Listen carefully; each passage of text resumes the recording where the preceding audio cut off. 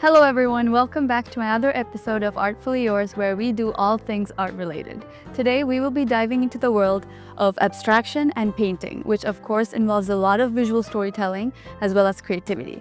So it's a pleasure to have Mr. Ayoub Mohebbifor as our guest. Thank you so much for being part of our podcast. Thank you for having me. Thank you. So let's begin with the beginning, I guess. So every artist has, whether it's a spark of inspiration or an inspirational mentor, whatever it is, we all have a beginning, right? So what is your beginning? My beginning actually goes back to my childhood. I remember the first time it was my aunt's wardrobe when we were kids, and we would just go into my aunt's room and just be nosy. We were like maybe 7, 8 years old. So I opened the wardrobe and I saw she had drawn this beach and footsteps leading to the beach, and at that age I saw that and it was so beautiful to me. That was the thing that I want to be able to do. That I want to be able to draw that, and it just resonated so much with me. And since then I've always wanted to be an artist. Now the journey, there was a lot of ups and downs, but that's basically the spark of. So it was meant to be, I guess. Yeah, I believe so, yes.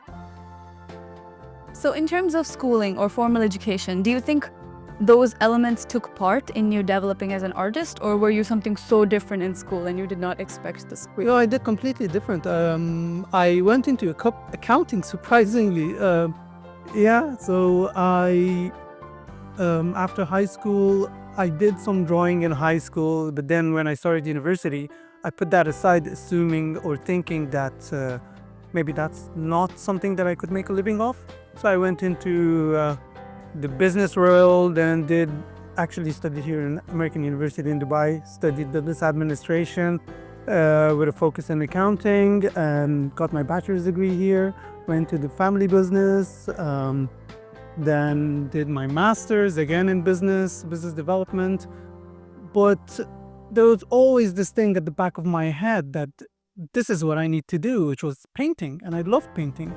So a couple of years ago, I basically started painting again, and then went on YouTube, looked at some videos, so just basically self-educated, then took some online courses, and that's basically my education in arts, aside from high school, which I did some basic, art classes and all of that. I never had any formal training until later that I went and explored it, and then took some online courses. I'm still taking online courses because you always need to refine your skills, and there's always something that you're not good at, and you're always working to enhance and better what you're doing. For sure. I think that's a great, coming of story, right? Because I think we don't really expect artists to have all these different streams that they're really good at, and to have all of these different paths that you've taken, and to still embrace art. I think that's such an inspirational story. So what inspires you? Because I've seen your paintings, it's very abstracted, it's very colorful. I feel like there's a story behind each of them. And your tags also, I feel like there's a story, you know what I mean? So could you share with us your process? What inspires you? How do you know? How do you know where to go? To be honest, there's always a general idea, but you don't know where to go. And you just start, and then gradually it comes together. Most of the time, my inspirations is either nature, things that are surrounding me, or through my meditations and my emotions and what I feel and all of that. Those are basically my inspirations for my paintings. And me starting to meditate a couple of years ago, and me doing painting actually kind of coincided, and they helped one another to some extent. And it was basically through the meditation that I was able to connect with my creative side and start painting and all of that. And nature is a huge source of meditation as well. If you go and sit, and you don't need to be in a forest, you can go and sit here in AUD with all the trees and just embrace, observe, and there's so many different tones, colors, and if you pay attention to your emotions, so many things come up, and that could be your inspiration. So That is very profound. Because, yeah, like, so your art comes from a very organic place within yourself. I'd and say nature yes, and all yeah. of this. Yeah. Wow. So in terms of, let's say, your family or your surroundings, let's say Dubai, does all of these elements also like inspire you, or is it purely from the meditative, like your own introspective aspect? Does the city inspire you? Not to be honest. I mean, it depends. If someone wants to do cityscapes in their art, Dubai is an amazing place to do that, with all the skyrockets, with all the different buildings and, development. It's an amazing place to do that. My focus is more on nature. There is a lot of nature in Dubai, obviously.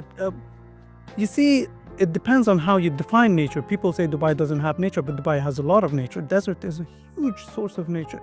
And, and that's nature. You can get inspired by that as well. You can go sit in your garden, and that's nature if you have trees or whatever, birds, all of that. So all of those are every person's. By saying, do I get inspired by the city in the cityscape sense? That's not what I paint, so no. But in the nature, right? Yes, definitely. Okay, yeah, that's interesting.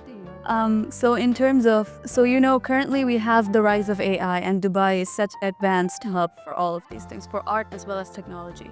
So what do you think is the future of painting or like studio art? That's a very interesting question, to be honest, because you see two things happening. One is AI, and the other one is blockchain, and these two are happening in the same time together. So AI could create challenges, but at the same time, you don't know how these things will develop. So it might be opportunities there as well.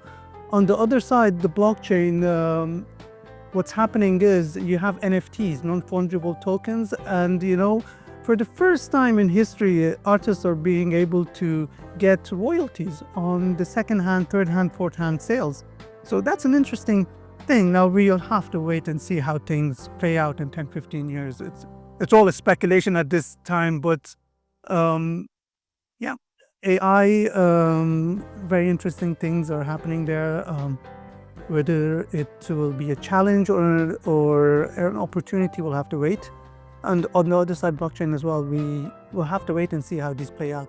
But anything that happens, there will always be an opportunity there. If one wants to make an opportunity from it, there's always there. Like internet, before, for us, internet is, we grew up with internet, it's just a given. But for generations before us, internet was something that could have been a challenging thing for them, whereas now everyone is on the internet, and it's just such a... It's normal. Everyone knows it. Every baby knows it. Exactly. For sure, yeah. So, yeah, I guess AI, we just let it play out, right? In terms of seeing where it goes. Yeah. In terms of personal life and like inspiration, do you ever personally use AI for your paintings, or you entirely comes from? I only use it for two things, because social media is a big part today. And if you're an artist, you'll have to be available in multiple platforms to show your case. It's basically your portfolio. With that comes, there's the storytelling, there's, the titles and all of that. And AI does help. If I'm not very articulate in, I'm not a storyteller who can write a beautiful story. So what I do is I go to ChatGPT, I write what I feel in ChatGPT and just ask ChatGPT to make that a little bit more romantic, a little bit more poetic, so I do use it. And or for generating titles. So if I have a painting which I have a feeling that this painting represents this, but I cannot think of a really nice title, I do go to ChatGPT and ask ChatGPT, I have a painting, it has these colors, it's supposed to represent this, give me some title options. And it does give me some title options. And there's a list, and you don't have to copy paste. You just take an idea from there, take some elements from it, and add some elements from yourself. And doing that, you can get a nice, whatever you're happy with, a nice profile or a nice description or all of that. So I do use ChatGPT for certain things. Yeah. I think you do write beautiful stories in terms of your paintings. Like that's how I first caught, that's what caught my attention. And in most of our classes now, we also try to incorporate AI as a tool, like you said, like in terms of theory, like, to articulate ourselves. We do use AI, and it is pretty cool. At the end of the day, communication is a huge part of, anything that you do.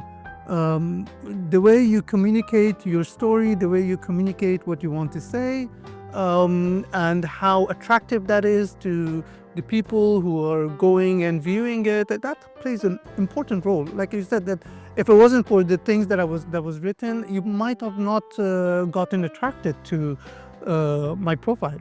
Your profile is beautiful though, in terms of colors, the abstraction, it really caught my interest. And the captions just add to it, because I was immersed, like what is going on, let's read this. So yeah, it's fun to know like the behind the scenes of you creating it and then using AI as a tool to like add on top of it, right? Earlier you talked about some ups and downs in terms of creation. Could you share with us like what are these ups and downs? How do you deal with them? So, sometimes you maybe have a certain idea in your head and you go and paint and it doesn't feel right. You don't get what you are expecting from it. And the reality is that will happen. You will have a lot of not nice paintings when you're painting. That's the reality of it. I had a tutor who said that for every nice painting, you should have one or two paintings that are not nice, because that's the process of learning. If you want to learn something, you want to try something new, you want to create something new, you have to have failures in order to get there. And that's an important part of the process. So that would be the downs. For me to be able to paint something that I feel like this represents what I want to say, there might be other paintings that have failed, not necessarily related to that painting, but in other domains or in other storytellings. There might have been paintings that I wanted to do which I didn't find them very nice, so I just discarded them or whatever. But there was a learning there on how to do things that have shown in this painting. So by creating like stuff that you aren't really happy with, you succeed in creating other things that really reflect your skill. It's not something that you do it on purpose. It's just happens. you do it. You always do with the best intentions and creating what you want to create. But sometimes it doesn't work, and with that you learn and you gain knowledge on how to create other things that will work. That's very inspirational, and it's a good message as well, especially for us students. Yeah. Because we go through so many editions of like one copy before we end up with our final, and we only show the final to everyone. So it's a great message that you're showing us. In terms of abstraction, there is a lot of, let's say, traditionalists or other types of artists who don't find this art. Like they have all these ideas about what art is, and this is not art. So how do you deal with those kind of ideas? Is it still art? Each to their own. There's so many different opinions in the world. You cannot satisfy all the opinions in the world. You stick to what you do, and if that's not them, then that's not your audience. There are groups of people who love abstract art, and those are my audience. And if someone has an opinion about that something is not attractive, that's fine. That's their opinion. You don't have to answer to it. You don't have to get offended by it. It's not personal. So you just pursue your ideas, you just do what you feel and what suits you and what you think is the right representative of what you want to say. Now, along the line, there will be a lot of haters who don't think that's it. That's part of it. It is what it is. What kind of advice would you give to us students who are still learning how to deal with people who don't like something, or who are still dealing with failure? Take it personally. Don't take it personally. There are a lot of bullies out there, and if you take each and every one of them to heart and take it personally, they'll affect you mentally, and then it will not allow you to create in the future other masterpieces, if you want to call it. So don't take it too hard. Don't take it seriously. There'll be a lot of that. So just completely ignore it. Okay. Yeah. Hopefully. I think it also comes with time. Like, you know, you have gone through all of these things and you are settled in with yourself, you know? Like, you create amazing work and we see like the final product. It feels like we don't really see all of the behind the scenes part. And as students, we're still getting there. But I like this advice of like just, you know, pursuing your thing and don't take it personally if it doesn't work. I guess, yeah. Thank you so much for being part of our podcast. Is there something you want to share to the AUD audience in terms of something you learned or? It's just a pleasure to be back after, I think, 18 years. Yeah, so yeah, lots of memories coming back, and I think this room used to be a dark room for. It was, right? Yes, I remember, because I had a lot of friends who were in visual comp when they were photographers, and they would come here to do their photos. Thank you so much for tuning in with us into another episode of Artfully Yours. And thank you so much to artist Mr. Ayoub Mohebbifor for being part of our podcast. And for sure, check out his social media. It's beautiful and there's so many things that we can learn from his work.